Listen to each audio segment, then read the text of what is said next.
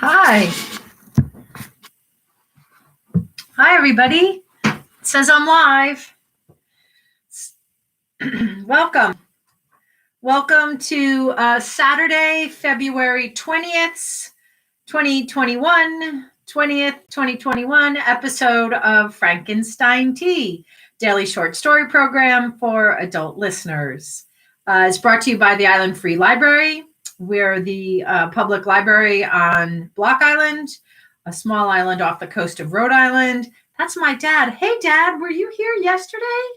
Was something weird with the chat yesterday, Dad?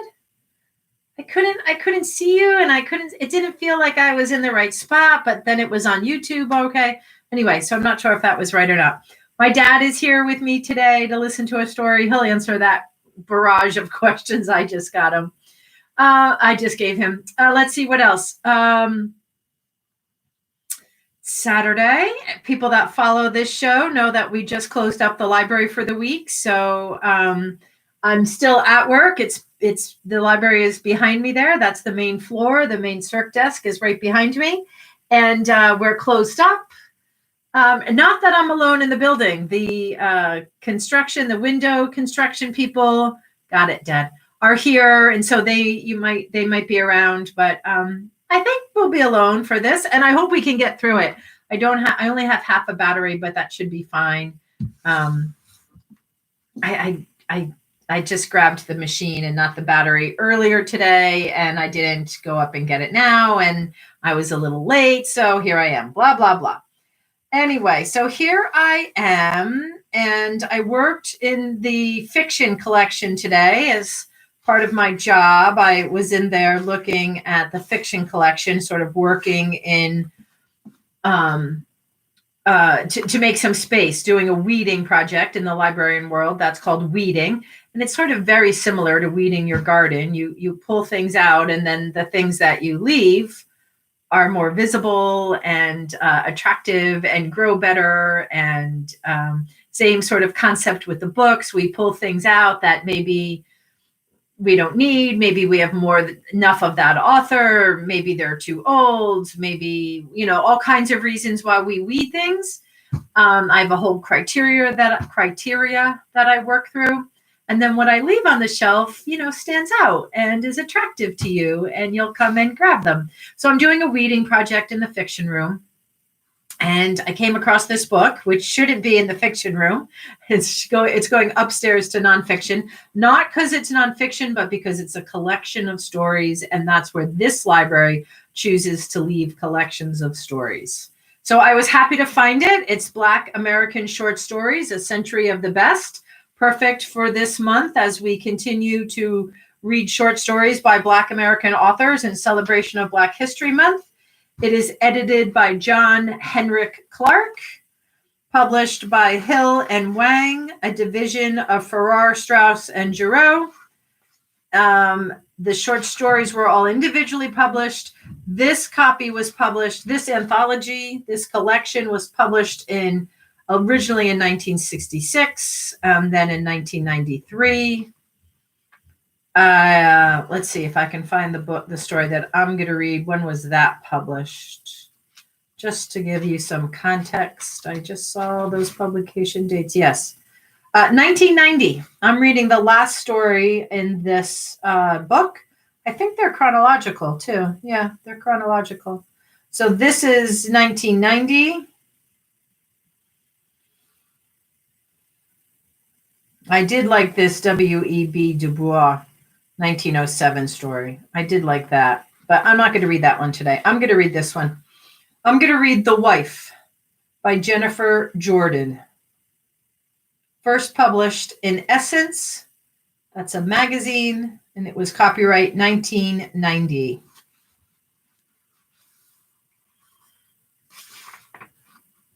Here we go. The Wife by Jennifer Jordan. Tonight, his snoring was loud, irritating. It was strange how the sound affected her. When she was overcome by some nostalgic remembrance of how it used to be, or when she received his lovemaking with both resentment and grateful relief after one of those long droughts. The steady drone was almost comforting. She would fall asleep listening to the little ebbs and flows and holding on to the low rumble as if it were a lifeline that bound them together and kept their heads above water. But tonight was not a good night. He had had too much to drink. He lay on his back as motionless as a dead man, his legs spread eagled over most of the bed. If he hadn't been snoring, his stillness would have tempted her to reach out and feel for his heart. But the snore was very much alive. For long moments, it sounded like the fitful grinding and winding of an old car refusing to start on a too cold morning, or like her Hoover trying to eat the tassels on her oriental rug. The sound made her stomach ache. She wanted to pinch him in some excruciatingly tender spot or snatch a single hair out of his well-trimmed mustache. She pulled the light blanket, which covered her third of the king-size bed, up to her chin. It was July and very hot outside, but Jonathan liked to sleep in an ice-cold bedroom. Even though the electric bill was a fortune each month and the chill kept her on the edge of awakening, she had long ago decided that it was easier to use a blanket than to argue about the setting of the thermostat. Jonathan had always wanted his way, even as a young man. She had met him when he was a student at Howard's Law School. He had an efficiency apartment over an antique store on Mount Pleasant Street and that kind of grubby poverty that middle-class graduate students accepted as one of the penances suffered in the cause of higher education. Jonathan was at home there, negotiating his way through the winos, exchanging his few words of Spanish with the Hispanic neighbors, tolerating the cockroaches. It was his notion of the bohemian life. Marta, as a middle class as Jonathan, but basically a Southern Carolina country girl, felt inept in that environment. She was always nervous running the gauntlet of drunks, who yelled out obscure phrases she suspected were obscene. She much preferred the quiet Northeast neighborhood where she rented a basement apartment from the Cuthberts, a couple she had met at church. Mr. Cuthbert was one of those elderly men who liked to pat young ladies on the fleshy part of their bare arms, a gesture that might have been either lecherous or paternal. At his age, it was hard to tell. Mrs. Cuthbert claimed to be from a distinguished old Washington family, part of the colored gentry, and had the sour disposition of a woman who felt she had married down. On their second date, Marta had gone to pick up Jonathan at his apartment. His 10-year-old Triumph was in the shop again. Because his apartment building had no intercom system, she had blown her horn to let him know she was downstairs. The loud honk of her Chevrolet Malibu made her self-conscious, although the people hanging out in front of the North Carolina barbecue never missed a beat in the rhythm of their busy posing. Instantly, she felt uncertain about her clothes. She looked like the school teacher and the daughter of school teachers from Chero, South Carolina, that she was. High heels, a short straight skirt, a short non-swinging version of the Jackie Kennedy page boy, and a string of pearls. Somehow she knew the look was too careful, definitely not the kind of thing a trendsetter would wear. But even at 22, she knew she was no trendsetter. Jonathan opened the locked door of the building. He was dressed in a pink button-down shirt, beige jeans, and loafers. 20 years before it was the thing to do, he wore no socks. Immediately, Marta felt apologetic about her own meticulous appearance. She didn't want to appear prissy. "Go on up," he said as he urged her to climb ahead of him the 3 flights to his tiny apartment. "Watch out for the 3rd step on the next landing. The carpet is torn. The last girl who went tripping up these steps in high heels tumbled over me on her way back down." He grinned. "She was a pretty healthy mama, too. I felt like I had been hit by a Mack truck." Even as she laughed, Marta wondered how many girls regularly climbed those steps. It occurred to her that he was probably getting a good look at her legs and behind as she moved only inches in front of him. The thought made her uptight. In his presence, she always felt she was being judged and found wanting. John obviously was unconcerned about impressing her. His apartment was a mess. Dirty dishes sat in the sink. One of those aggressive Washington roaches with their usual disrespect for company made an appearance. John was unembarrassed. He didn't even try to kill it. Marta, who had come to DC thinking that only the disreputable and trifling had roaches, stifled an urge to smash it. "Do you like Greek food?"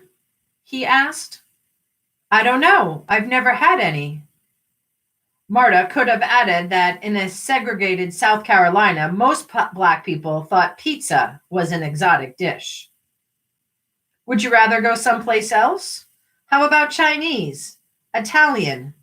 This new Greek restaurant, Tavernas, has great lamb and terrific baklava, but we don't have to go there." Greek food was Greek to her, and Italian was problematic. Despite the familiarity of spaghetti, Marta didn't think she could negotiate a plate of it without wearing some of it home on her blouse. "Chinese might be nice," she ventured. He looked disappointed, even slightly annoyed. It was obvious that he had his heart set on the Greek restaurant. Who was she to deny him? "Of course, I'd love to try Greek food. I'm always game for something new." A look of instant satisfaction came over his face. "Greek it is." He insisted on driving her car, although Marta considered herself quite a good driver. He gave her canary yellow Malibu a quick once-over. His reaction was a bit scornful. "American cars are okay, but they aren't built to last," he said. "Now the BMW's the car." Marta wasn't quite sure what a BMW was. Where she came from, people raved about Buicks and Cadillacs. But even as she lamented her own lack of taste in cars, it occurred to her that a Chevy that ran was preferable to a Triumph that didn't. What was that verse from Ecclesiastes? Something about a living dog better than a dead lion? The irreverence was fleeting. She vowed that she would learn about foreign cars. The dinner at Taverna's was a success. Marta began to believe that she was in love with this man who charmed Greek waiters, knew exactly what to order, and calmed her fears by his own intuitive understanding that he belonged anywhere he wanted to go. He seemed a world traveler, even though he had grown up in a Washington as restricted and racist as South Carolina. Mrs. Cuthbert had told Marta about the days when Black people couldn't go into Garfinkel's department store unless they were carrying a mop. But Jonathan had none of Marta's fear of whites. He felt the world owed him whatever he could take. Marta also lacked John's ambition. She had no desire for fame or fortune, but she knew there was something more than the quiet responsibilities and dulling restrictions of Chera, South Carolina, or even Northeast Washington. She had a notion of a domestic future gleaned from Father Knows Best, romance novels, and the 1950s Pepsi commercials, a life where she could be honest and loving, a life where she was comfortable in a house with appliances that never broke down, a husband who adored her, and children who never disgraced her. The bills would always be paid on time. At the same time, she dreamed of trips to Paris and weekends at romantic inns in Virginia Hunt Country. She didn't decide at once that Jonathan would give her these things, but she did believe that he was a man who understood the way to such a life. She wanted to be near him if he would have her. It was not that she thought of herself as worthless. She knew, despite her inexperience, that she was an intelligent woman. Not beautiful, but good looking enough to evoke catcalls from the brothers on the corner. She had, above all, the kind of loyalty that is usually found only in small children and large dogs. She hoped something in her reminded Jonathan of desire. After dinner, Marta climbed Jonathan's stairs and didn't come down again until morning. Back in his apartment, a twin bed that served as a sofa was the only thing that would accommodate the two of them. Apologizing for the lack of air conditioning, Jonathan opened a window and turned on a small fan. Its hypnotic drone merged with the buzz of street noise and the distant sound of salsa from someone's apartment. Have a seat while I get us a glass of wine, Jonathan said. It was a command, not a request.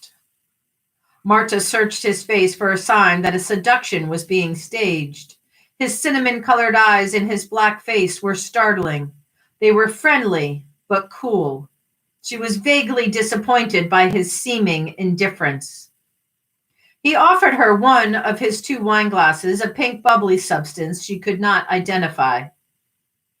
I didn't know if you would like a white or a red wine. I settled on a bottle of Lancers. I thought a sparkling rosé would be a nice compromise. A kind of poor man's champagne to celebrate a good evening.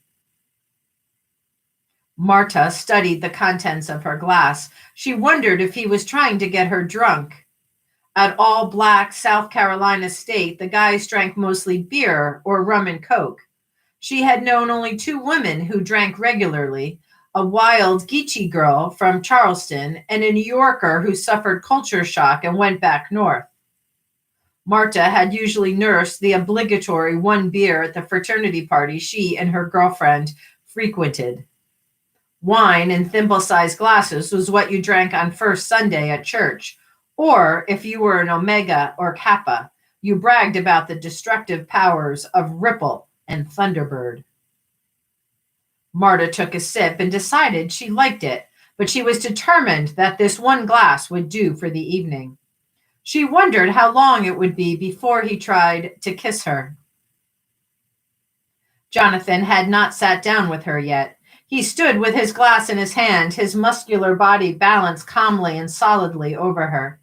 When he moved, it was a slow, lazy amble, sort of like Leroy Jones from home returning to the huddle after he had steamrolled over half of the opposing team on the football field.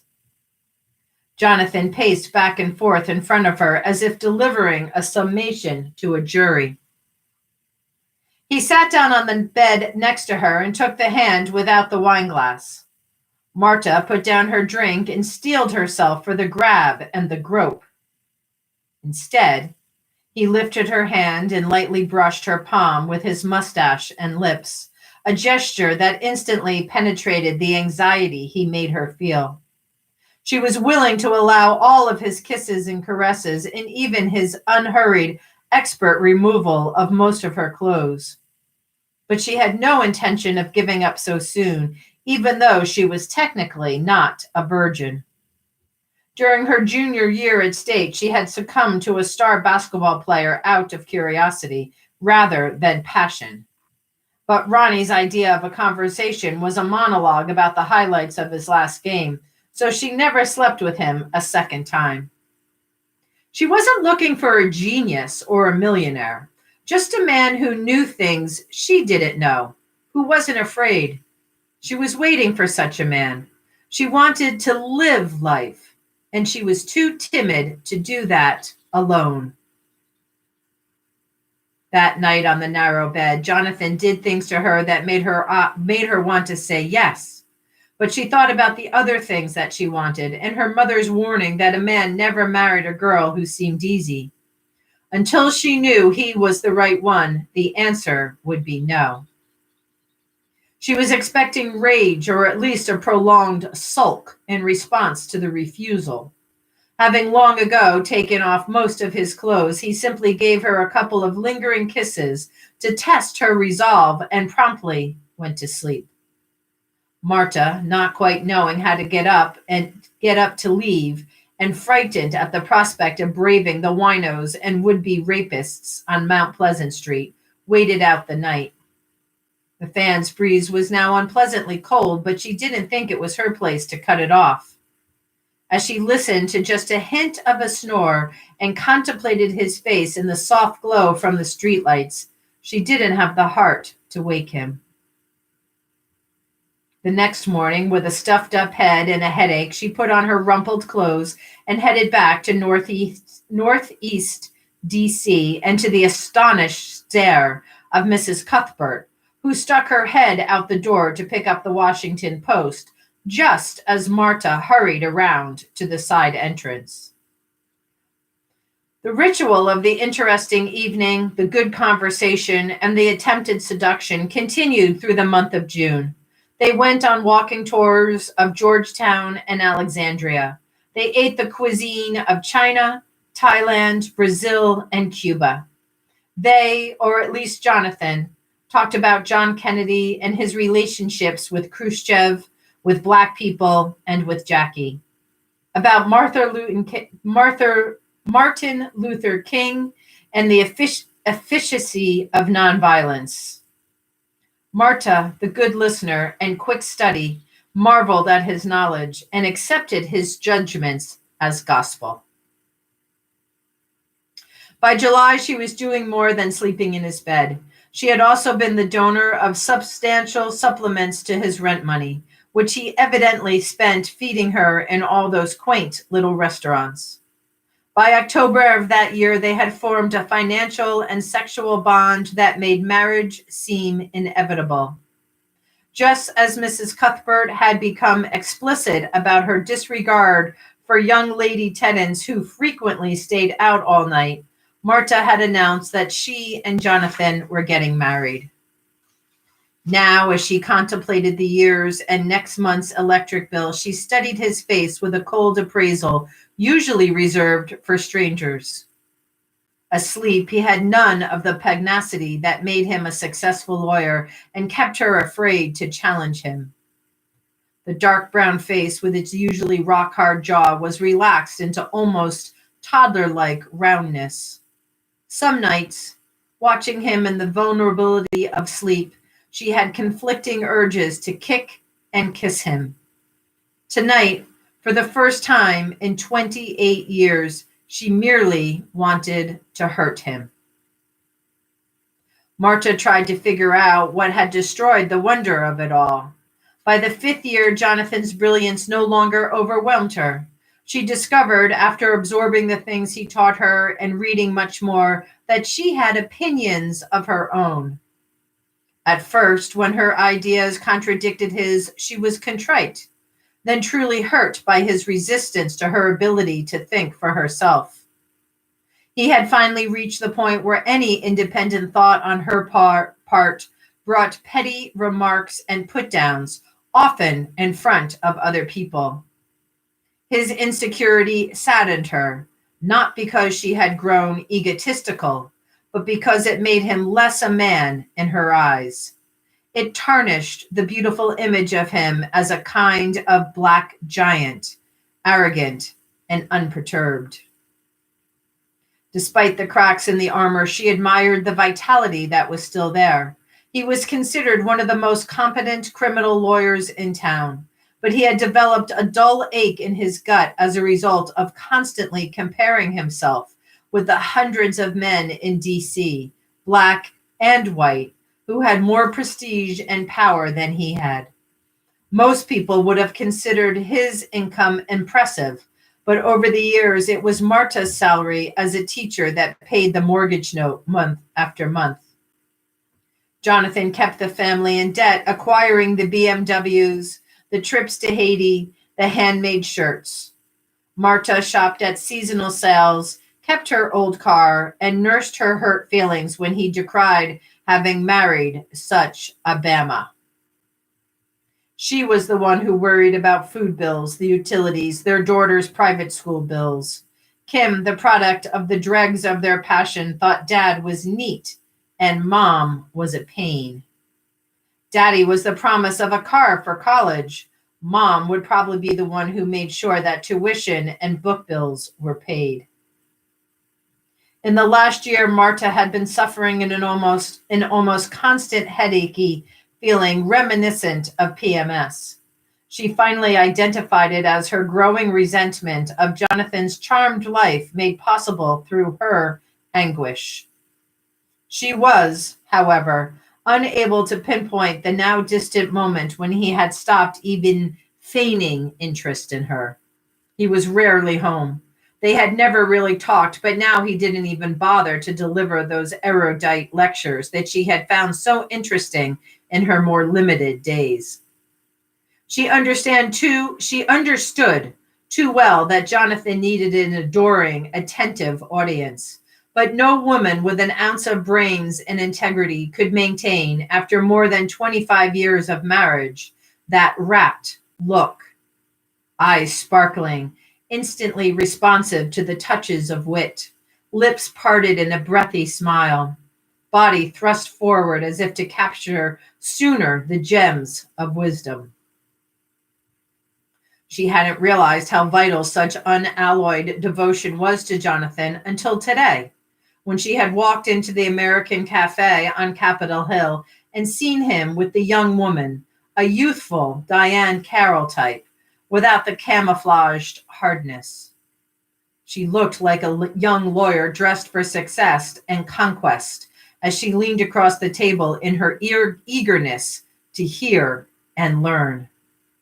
That she had already slept with the prosperous, smug man who was at the center of her gaze was clear in the confidential slant of his head and the absent-minded way he toyed with the band of her Gucci watch. His touch had a proprietary air. Marta surprised herself and Jonathan by walking up to their table. "Hello, Jonathan. Fancy meeting you here." Jonathan would not be Jonathan if he had shown any sign of discomfort. "Hello, baby.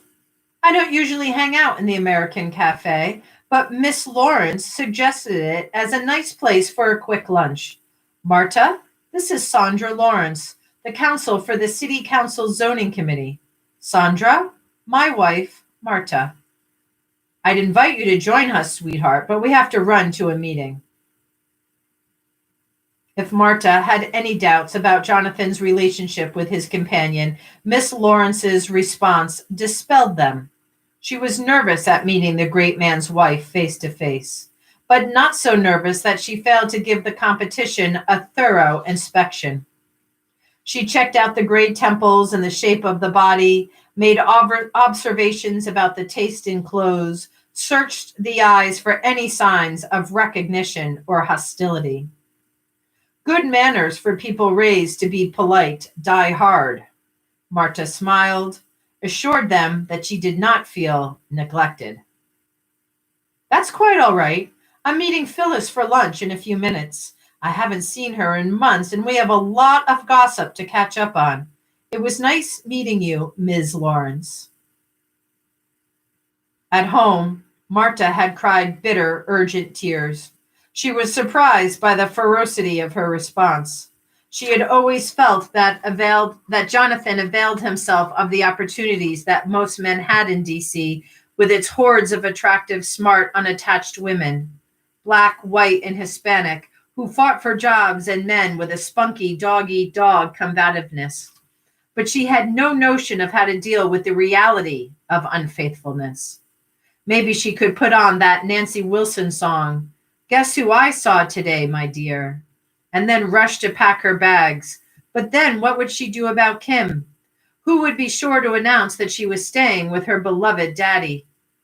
Maybe she could pretend she didn't know, but even her loathing for confrontation would not allow her to ignore a situation that was making her sick with grief.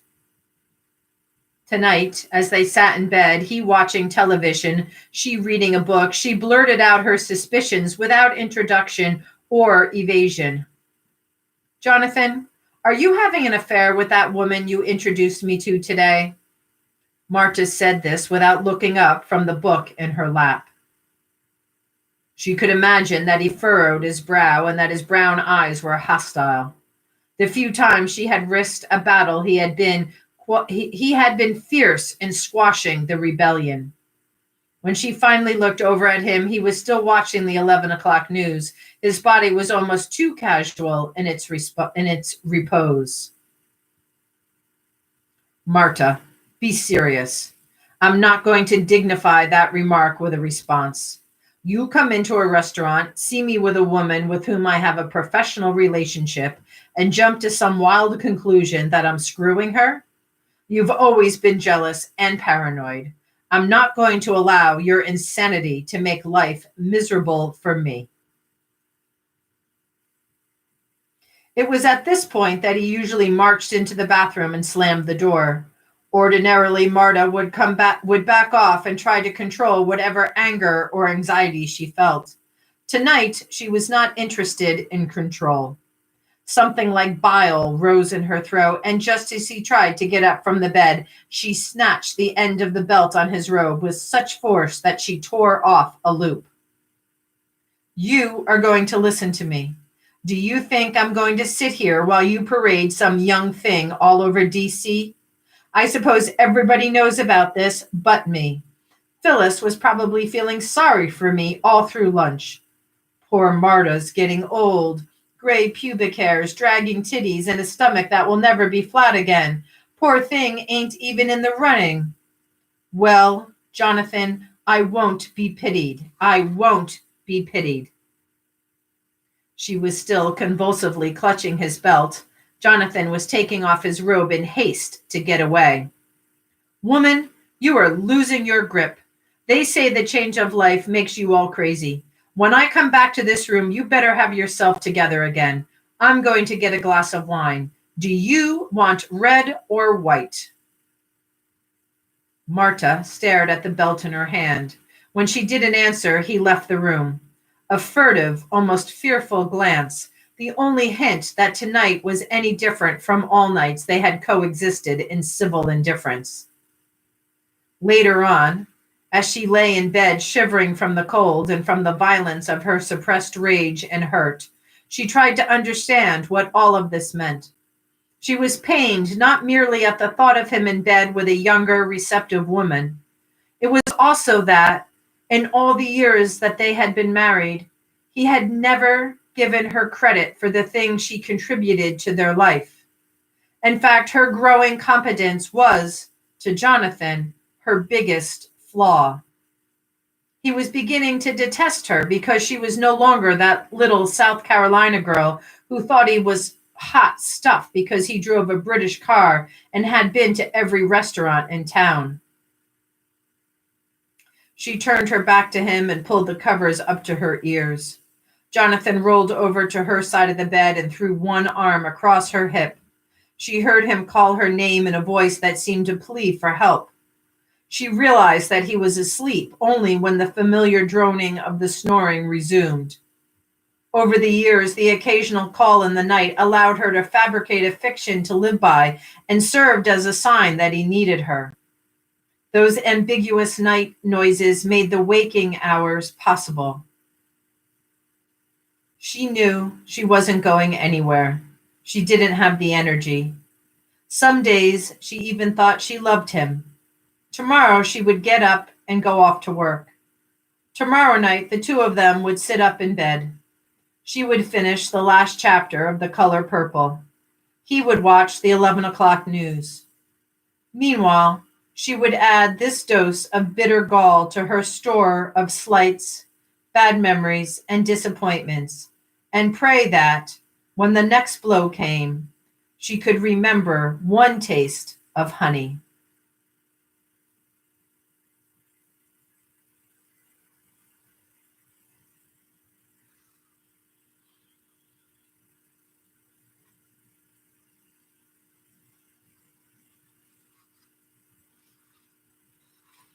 Jennifer Jordan, The Wife, from 1990, originally published in Essence magazine.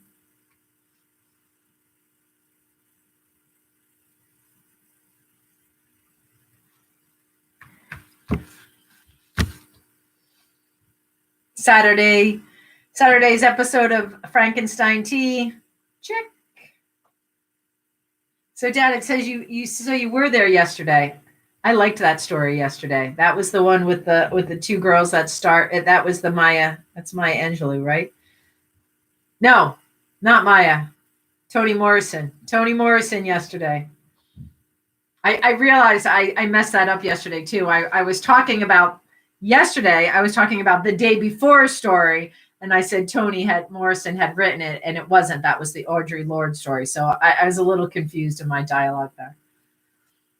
It's hard, when you have a one-way conversation. Nobody says, no, wait, that's not what you meant. Wait, you said that wrong. Wait, what are you talking about? So yesterday's story was Toni Morrison with the two young women. They start in the orphanage in the state house, St. Bonnie's, and then they meet those 5 vignettes. That was the music. That was why it was called recitative, because it's these 5 vignettes. Like as if it's like a musical composition of 5 different, pieces there of music. Anyway, I loved that one yesterday. I liked this one today too. Yeah, Poppy was good yesterday. Yeah, I think, Dad, we also liked it because we know Newberg and Howard Johnson's and the Thruway, right? They're in the Thruway, so that was kind of fun. This one's good. This one has some meat. I bet you this one will settle with everyone today. All right. Thanks for coming. I'm signing off for today. I'll try to see you tomorrow. Let's see if I get a story in. I am going to work on Monday for a bit, so I'll probably read on Monday. Let's see if I read tomorrow. Thanks so much for coming to Frankenstein Tea, everybody. We appreciate the support here at the Island Free Library. We wish you a health and happy weekend as I cough.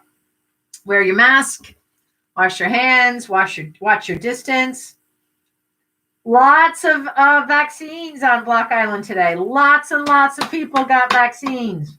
Judy Mitchell went to get her vaccine today. She said they were doing 50 an hour for 2 hours. Did we hand out 200 vaccines today on Block Island? That would be phenomenal. Yeah, Poppy, did you get your vaccine today? You might have. You're getting one soon, I know. Anyway, I think 200 people got vaccines today on Block Island. I'm not positive about that, but could be. That'd be awesome. But doesn't mean you don't wear your mask, wash your hands, and watch your distance. And I'm going to tell you to eat your vegetables, eat some dark leafy greens, sleep right, call someone you love, get outside, move your body, breathe some fresh air, think kind thoughts about yourself and others. I'll see you soon, everybody. Love you. Love you, Poppy.